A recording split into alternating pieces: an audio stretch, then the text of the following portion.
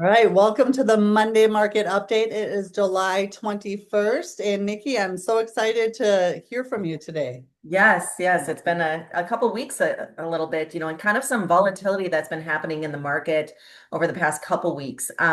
Last week we saw interest rates increase over the Fed meeting and uncertainty with things happening from an interest rate standpoint and from a tariff standpoint, in fact. That has kind of put the market in kind of a rumble up and down from an interest rate standpoint. So all last week we saw interest rates kind of creeping up, and now today we're starting to see, and at the end of last week we started to see correction, and today we're seeing even more correction, which is great news. So we're back down into the high to mid to high sixes. Last week we were up pushing towards seven. So that was, kind of based on market. We're seeing just in general a lot of responsiveness from a bond market to all the volatility that's been happening in the market, and it's responding more so than it had been in the past. So we're seeing a lot of different ranges from an interest rate standpoint and a lot of everything in the market really affecting that bond rate.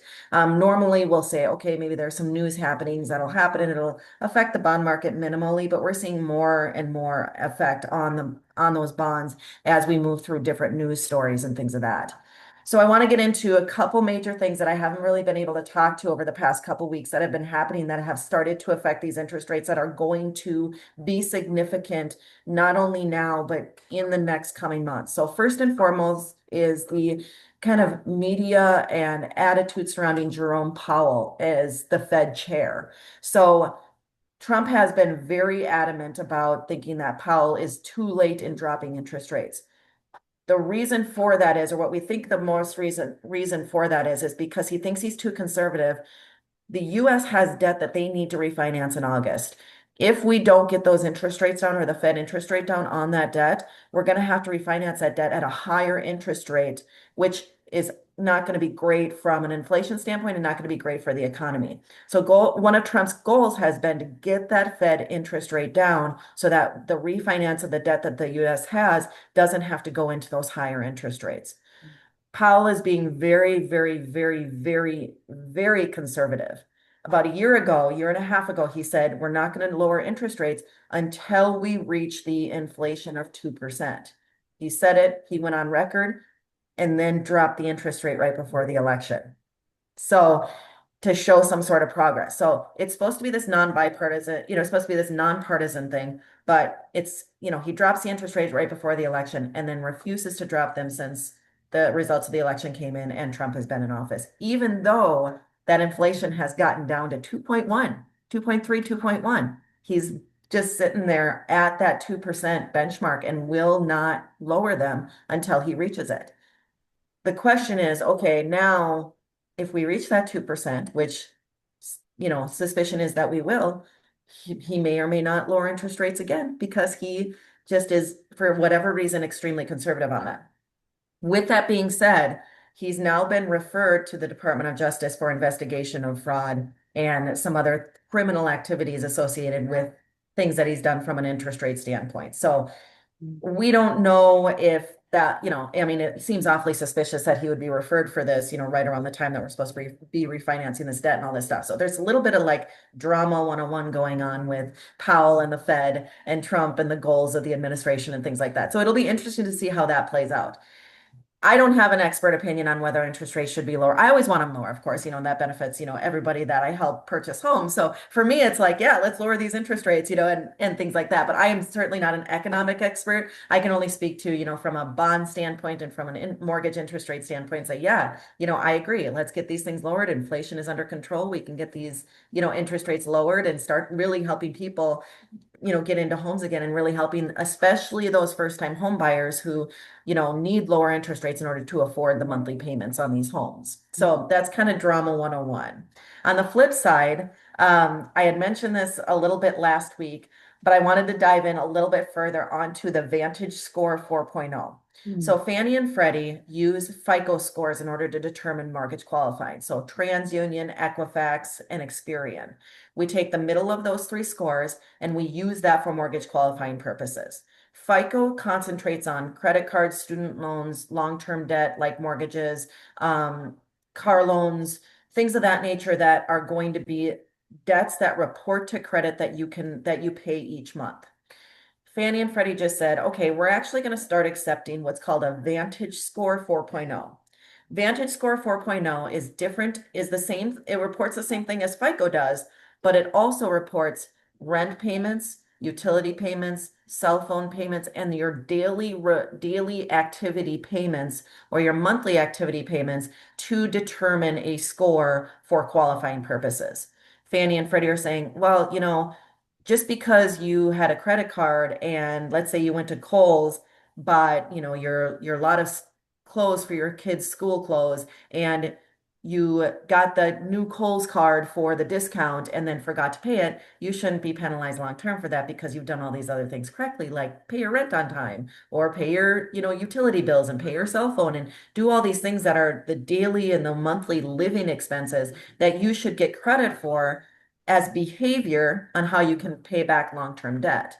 And so those scores are probably arguably a more accurate statement of how you're going to behave from a mortgage standpoint than just your FICO score. So now they're saying, okay, we're going to accept these Vantage 4.0 scores, which is all fine and dandy to say.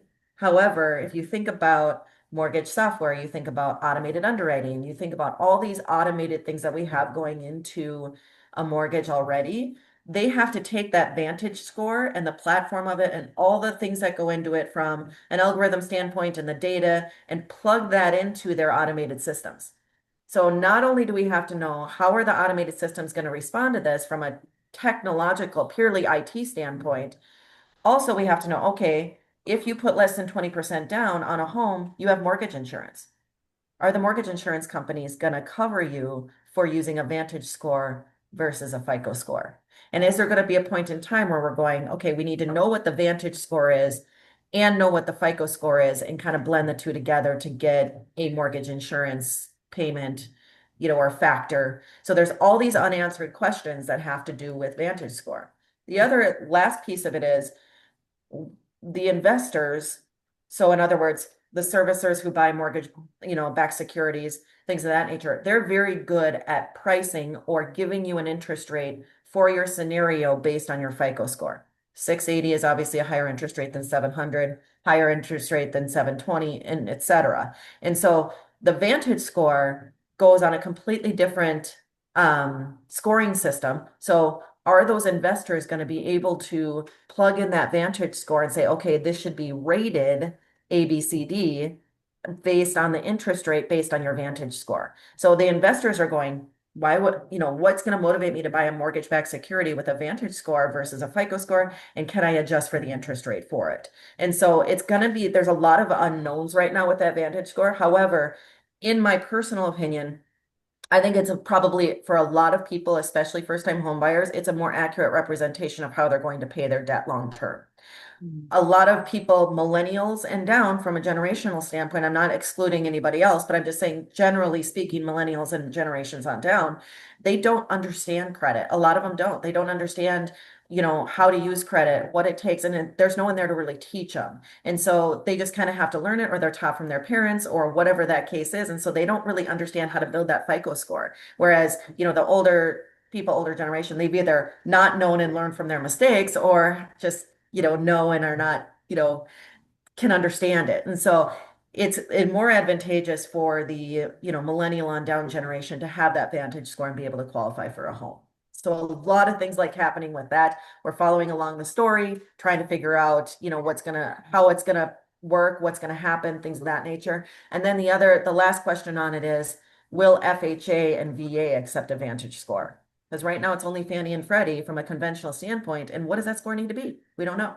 So a lot of things to come on down the line, a lot of more learning for me. So I'm always learning and a lot of new things changing. And so I'm just trying to pay attention to those changes. Yeah, no, absolutely. And it's all new. So now they're just trying to figure out, is there any type of a timeline? Is this already in place or when will you think it'll be in? Correct. So Fannie and Freddie had said we're start accepting them August 1st. Okay. So Perfect. whatever that means for them, it's like, yeah, that's great that you're going to accept them, but how are we going to implement this into the industry worldwide? Yeah. It's like saying, hey, we're going to go from paper files to electronic files. It's like I don't know, any industry, that transition from paper to electronic was a long time. And so I have a feeling it'll be, at least 6 months before we can figure out how all the working parts move through that Fannie Mae system. Yeah, and if like to your point, if FHA will follow suit and see what that looks like. So, oh, interesting. Things are always changing. Isn't that amazing? And that's why again, I love showing up here every Monday with you because I can guarantee you many agents have no idea what you're talking about. Like I'll go out and I'll talk to 10 and I'll ask them about the Vantage 4.0 and they'll be like, "What?" So, Yeah, yeah. I mean, honestly, I had heard it was a thing and my own personal, I mean, I'm pretty involved, yeah, obviously involved in the mortgage industry on the daily and, do my research and do a lot of like market conditions. And I had heard about the Vantage 4.0, but I thought to myself, man, it'll never be a thing. And now it's actually a thing. So I was wrong. August 1st. Yep, yep. And yeah, that's a great reminder. And I was talking with another new agent this morning, and I'm not sure if it's across all states, but at least for Minnesota, if you're watching this, I'm not sure what forms changes are happening, but I know one year I was on vacation and I pulled up to write a purchase agreement, and of course everything had changed. It was like August 2nd. I'm like, oh my gosh. So I had to take time and figure it out. So just know, check around and see what forms are changing because at Minnesota, they changed at the beginning of August. So that's a great reminder as well. Yes, and I Awesome. want to also say I've been on calls. One of the benefits of being at EXP where I'm at is that I'm on calls with agents across the country and even in different countries. But the market is different in different sectors in different states of our country. So if you're a newer agent or if you're not a full-time agent or you're just not sure what's happening, if you're going to be listing a home or if you're helping a buyer, it's really important to check in with your broker, or if you have a mentor or team lead or someone within your brokerage and find out and get a pulse of the market. Nikki is licensed in many, many states as well, so she would have that for you if you need that. And I have business partners in every state as well, so I can find someone if you need someone to understand a little bit more. But I know in Minnesota, it's softening a little bit, but I've been on calls where in other states, agents on these calls have been agents for over 20 years and they've never had such a tough market. So again, it just depends and it's really important for you strategically from that point of view. If and when you owe your client fiduciary duties, that you are up to date and you really, really, really understand what's happening locally in your market. Yeah. Absolutely. Yeah.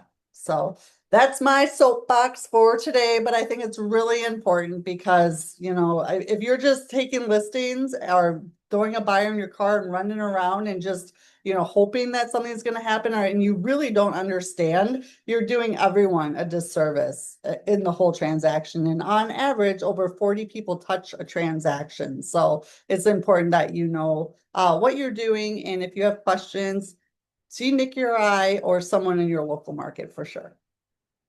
Good. All right. Well, tell them where to find you online on social. Sure. So you can find me on at mortgages from MN to AZ on Instagram and on TikTok and on Facebook at either Cabinet Group or under my personal name, Nikki Erickson.